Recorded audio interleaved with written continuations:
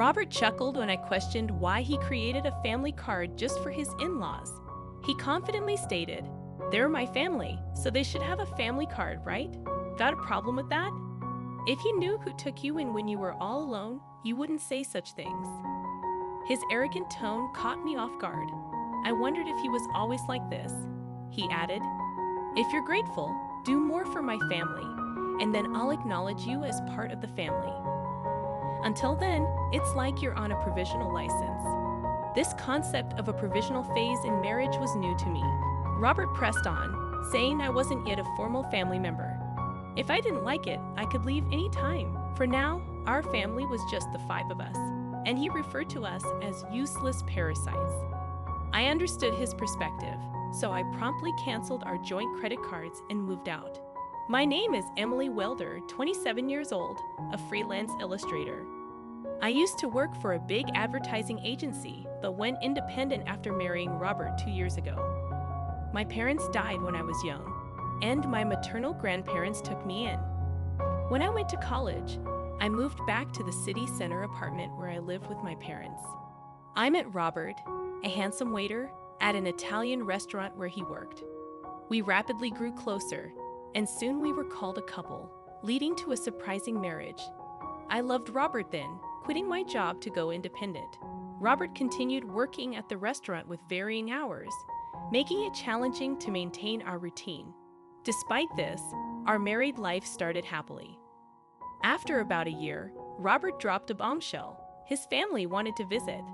I agreed, even though I had minimal interaction with them during our initial meeting. I saw this as an opportunity to get to know Robert's family better. Having lost my parents at a young age, I always admired the idea of a large family. However, when his family of 4 arrived, I was left speechless. His 32-year-old sister, 5 years older than both Robert and me, shockingly asked, "Which room is mine?" Her rude manner contrasted sharply with the polite greeting during our first meeting. Robert's 18-year-old sister stood silently without saying a word. Despite the abrupt greetings, I showed the 2 sisters to the guest room and assigned Robert's parents to the room that used to be my parents' room. It was the only Japanese-style room in the apartment, and I thought it would be best for them. Once settled, Robert's older sister declared, "Since we're going to be living here together, you better start serving our family properly." Confused, I looked to Robert for help, but he was laughing in a way I had never seen before. It turned out his family had given up their own home and moved into my apartment without my knowledge. Apologizing, Robert explained that their family home had to be vacated suddenly, and they had nowhere else to go. I wished he had informed me earlier, as I had assumed it was just for a date or 2. Expressing my inconvenience, Robert apologized and asked if they could stay until they found somewhere else to go. Unable to turn away the family of someone important to me, especially in their time of need, I reluctantly agreed. Reluctantly, I agreed to let Robert's family stay with the condition that they find a new place as soon as possible. However, I would come to regret this decision. From the day they moved in, Robert's family showed no restraint. All 4 of them did nothing and left everything to me, saying whatever they wanted. They made no effort to look for a house or a job. When I asked about their jobs, I got another surprise. Robert's older sister had quit her part-time job at a supermarket. Despite her age, she revealed she hadn't had a steady job since high school. Robert's parents had also quit their part-time jobs before coming here, and his younger sister was unemployed, lying about being a student. When I questioned why they weren't working, Robert's sister shockingly said, "Why should I work when I've become part of a wealthy family?" She claimed I had received a big settlement and insurance money from my parents' accident, and since I didn't have a mortgage on the apartment, I could live without working. I protested to Robert, but he defended his family, claiming they needed time to rest. The tyranny of Robert's family worsened. They treated me like a servant at home and demanded money when going out. I reluctantly gave them some money, which they claimed to have spent without finding a job. If I confronted them, they would accuse me of lying without proof. Robert assured me he would talk to them, but as time went on, it seemed like saying anything was pointless. However, the frequency of their requests for money gradually decreased, perhaps because Robert addressed the issue. It seemed to resolve itself, but the money I had given them was never returned. After about 3 months of living this way, I noticed something alarming. Why was the credit card bill so high? Could it be unauthorized use? Upon checking the statement, all the charges were made with family credit cards, covering purchases from food and drinks to books, games, and expensive brand bags and clothes. Each item was labeled with a number from 1 to 5, indicating that 5 family credit cards had been issued. Currently, these credit cards were in my name, with Robert using the family cards. He had mentioned that it would be more convenient to consolidate payments and asked if he could leave it to me to manage them. However, it appeared these family cards had been issued without my knowledge. Robert's family stopped asking for money because they could now make credit card payments and cash withdrawals. When I confronted Robert about why he made family cards for his in-laws without consulting me, he laughed and said, "Well, you complain when they say they have no money. What choice do I have? Besides, you know who took you in when you were all alone, right? Can you really say such things to the important family of your benefactor?" His arrogant tone stunned me into silence. I wondered if Robert was always like this. He added, "If you're grateful, you should serve my family more. Then I'll acknowledge you as family too. Until then, consider it like you're on a provisional license." This concept of a provisional phase in marriage was new to me. Noticing my silence, Robert pressed further, stating that I wasn't yet an official family member. If I didn't like it, I could leave any time. Right now, it's just the 5 of us in our family. Useless parasites. Get out. That's when I realized Robert's true nature. Shocked and feeling as if all the blood had drained from my body, I considered divorcing Robert. In fact, I began to question why I married him in the first place. Initially, I thought he was just a handsome guy like the other girls and was excited about his looks without any particular intent. Then, during one encounter, Robert approached me saying, "You seem different from other people." Emily, I don't know how to put it, mystical. Sorry, it's not something I should say to a customer. I was taken aback, but the conversation continued, and I gradually started to notice Robert. Maybe that was his strategy to make me like him. Thinking about it calmly, it started to make sense. I remember when Robert came to our table for small talk. A colleague jokingly said I was a wealthy girl living alone in a condo. It was right after that he started talking to me, probably after my wealth and this condo. Robert wasn't really my type, to put it nicely. He was modern, to put it bluntly. He seemed somewhat frivolous. I preferred mature men who could talk quietly and seriously. But despite my preferences, I ended up falling for Robert. I always found that strange. Robert was the so-called handsome guy, making it easy for him to charm a woman, especially someone like me, not used to men and newly into the workforce. I fell for his tactics and ended up marrying him. The thought made me frustrated and embarrassed. I felt like destroying everything in the house, but I wasn't foolish enough to act on that impulse. I decided to get revenge somehow. For that, I needed to endure this life a little longer. Like Robert manipulated me, I would control his entire family. The condo we live in was bought by my father with a mortgage soon after I was born. It wasn't very expensive back then, but the area developed rapidly with a new shopping center nearby, and now it's considered a luxury condo.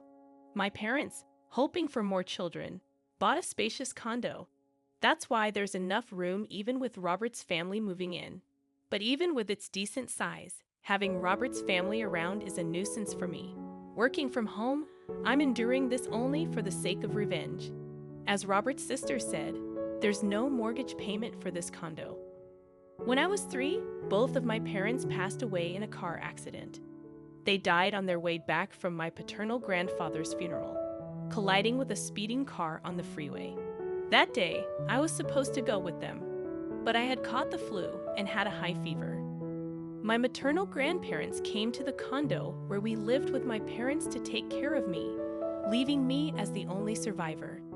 The mortgage payments were covered by the group credit life insurance, so the only housing costs I pay are the management fees and property taxes. Robert, seeing the amount, said he would contribute a bit more than that to our household expenses. There's no mortgage, so if I put in that much, we should manage Emily's income, right? We'll each use our own earnings for personal expenses. Sounds good, doesn't it? I agreed, thinking maybe he was right. Until then, I had been paying for everything by myself, so I thought his contribution would lighten my load. Looking back, it was foolish, but at the time, I was blinded by my love for Robert and just went along with it. Despite whatever Robert may believe, he probably thinks he's the head of the household and the one supporting me. This is likely why he can easily label me a parasite. In reality, it's quite different. I cover most of the expenses, including utilities, food, social expenses, and entertainment. Now, with 5 additional real parasites added to my household, managing with just that amount became impossible. I wanted to get rid of them as soon as possible, but I pretended not to notice and endured it. I gritted my teeth and allowed Robert's family to freely shop, reminding myself that I'll be the one laughing in the end to get through these tough times. Then, 3 months after deciding to divorce, the day to act finally came. I'm tired. Please decide. It's either me or your family, I told Robert, presenting him with a final decision. He was surprised, but I continued without concern. None of your family members lift a finger to help around the house. They just dump all their chores on me. You know I work from home. I'm not just playing around. Yet they treat me like a freeloader and tell me to know my place since you're supporting me. I've had enough, I cried as I confronted Robert. He looked at me, smirked, and said, "Then you should leave. Didn't I tell you before? You're not really a part of this family yet. Giving up like this means you didn't earn your place in the family." I pretended to be shocked as I looked at Robert. "What are you surprised about? If you can't live with my family, then you're the one who has to leave. Oh, and since I'm not at fault, I'll take this apartment as alimony, and I'll take half of your savings as part of the property division." Ah, so that was his aim all along. That's why his whole family kept harassing me, trying to drive me out. I knew it, but hearing it outright was still a shock. It was someone I once loved and even married, that thanks to this, I made up my mind. "Fine," I said, deciding to divorce Robert. "But this condo is mine, and I'm not at fault either." "What did you say the reason for the divorce is? You allowing your family to live with us without consulting me, and your family ignoring me," I said firmly to Robert. He seemed shocked that I outright rejected his proposal, not expecting such a response. It made sense, as I had always complied with his demands since our marriage. Thinking back on it made me angry. I don't want to spend another second with you all, so I'll leave now. But you should also prepare to leave. It's a joke, right? This is our home. We won't leave. Ever heard of residential rights? You can't just force people out who live here, Robert shouted. Ignoring his ranting, I left the house and went to my grandparents' place. I explained everything and asked if I could stay until things were settled. My grandparents were shocked to learn what I had gone through and scolded me for not consulting them earlier. Tears in their eyes, I said, "Grandma, Grandpa, I'm sorry for worrying you, but I'll be okay now. I might look frail, but I'm not really," with forced laughter and tears in my eyes. The day after I left the apartment, Robert contacted me right away. "Hey, what's this all about? What are you referring to, the certified mail?" I was impressed by the quick work. I had left the divorce proceedings to a lawyer, and when I told them yesterday that I was leaving the house, they arranged for everything to be delivered today. "I'm not paying any alimony, and I'm not leaving the condo, just so you know," Robert declared. "But legally, you have an obligation to pay, and you don't have the right to continue living in that apartment." I responded, "What are you talking about? That apartment is mine too since we're married. If you insist, then pay me half its value to buy me out." Such an absurd claim. Talking like this is getting us nowhere. "Please communicate through my lawyer from now on," I said, ending the call. I knew he would probably call again tomorrow, but I had no desire to talk anymore today. As expected, he called the next morning. "Hey, what's this all about?" He repeated the same line as yesterday, showing no creativity at all. "What are you referring to? The card's not working." "What did you do?" "What I did was cancel it. That card was mine, and you were just using the family card, remember?" Indeed, before leaving the house, I had switched all the contracts from that card to another and canceled it. Of course, the family cards would stop working when I canceled mine. "Yes, you paid the apartment's management fee and property taxes just for the first 2 months. It's not much, but I can deduct that from the alimony if you like." When I mocked him like that, I heard some indistinct shouting from the other end of the phone. That's right. Robert only paid the agreed amount for just 2 months. He made various excuses about the store and whatnot, always finding a reason to ask me to wait. But then he stopped paying altogether. If he forgot and thought he was still paying, that's some poor memory. But I didn't care anymore. He's someone I'm cutting ties with. His memory doesn't matter to me. That's the situation, so please pay your half of the living expenses I've been covering. I've kept a detailed household ledger, which I'll submit as evidence. Then divide the savings properly. It's marital property, he demanded. Yes, I understand. Let's split it accordingly. I agreed, and he ended the call with a parting shot, reminding me not to forget. A few days later, I got another call with the same line. I realized they lacked not only memory, but vocabulary as well. "What do you mean the split of shared property? Why is it 0? You must be rolling in cash from your parents' insurance and alimony." Ah, so that's what they were thinking. I patiently explained that my savings before marriage weren't part of the shared property, and since we had no savings after marriage, it naturally amounted to 0. Don't lie to me. If you think I'm lying, why don't you consult with someone? Anyway, from now on, please communicate through my attorney. I won't be speaking to you directly anymore. Goodbye, I said, then hung up the phone and blocked Robert's number. 2 months after I left the house, Robert and his family finally moved out of the apartment. Not because they had a change of heart, but because they couldn't sustain their living.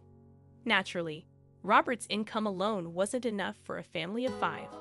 They were used to shopping extravagantly with my card, and telling them to cut back now was impossible. I had let them use the card intentionally for this, knowing them. I was sure it would come to this. His family started pestering Robert for shopping money, and when he refused, they began stealing from his wallet. Even when Robert got mad, they blamed him for kicking me out. To top it off, the electricity, gas, and water were all shut off. Of course, I had arranged for that since I had no plans to live there for a while. Robert tried to get them restored immediately over the phone, but the house was in my name. No one else could get them reconnected. During the hot summer and early fall, his family couldn't bear the extreme heat and eventually left the condo. Where they went, I neither know nor care. Robert tried to stay till the end, but eventually gave up due to the lack of electricity and the inability to bathe. The divorce proceedings progressed faster than expected, not because Robert had a change of heart, but because he messed up. He cheated on me while we were still married, or rather, he had started making moves on someone, thinking he could kick me out soon. He bragged about owning a luxury apartment in a prime downtown location, luring young girls there. It's surprising he did this while his family was around, but he had a history of such behavior, so they didn't mind. He was handsome, so I suspected he might do such things. Before leaving, I had installed cameras in several places in the house, capturing all the evidence. Maybe he underestimated me, but he really did disrespect me. He brought his family into my home without my permission, made a family card, left me the bill, kicked me out, and cheated on me. I demanded a hefty sum in alimony for all these. When Robert saw the amount, he turned pale and desperately pleaded for reconciliation. But I had no such intentions. Knowing he couldn't pay, I made him borrow as much as possible from his company and took whatever I could get. When I threatened to sue him for fraud of the family card, he reluctantly agreed to my terms. Well, I hope he does his best to pay off his debt. The divorce is finalized, and I'm still staying at my grandparents' place. I haven't decided what to do with the apartment yet. I might sell it. I treasured it because my parents left it to me, but since they passed away when I was very young and I have no memories of them, plus all this has happened, I think they'd understand if I let it go. My work as an illustrator is picking up. I might live alone again, but it's a good time for that. I can work just fine staying at my grandparents'. I'll depend on them a little longer, then move forward with strength. Next time, I won't be fooled by a man who's only good looking. I hope to find a partner I can share my life with.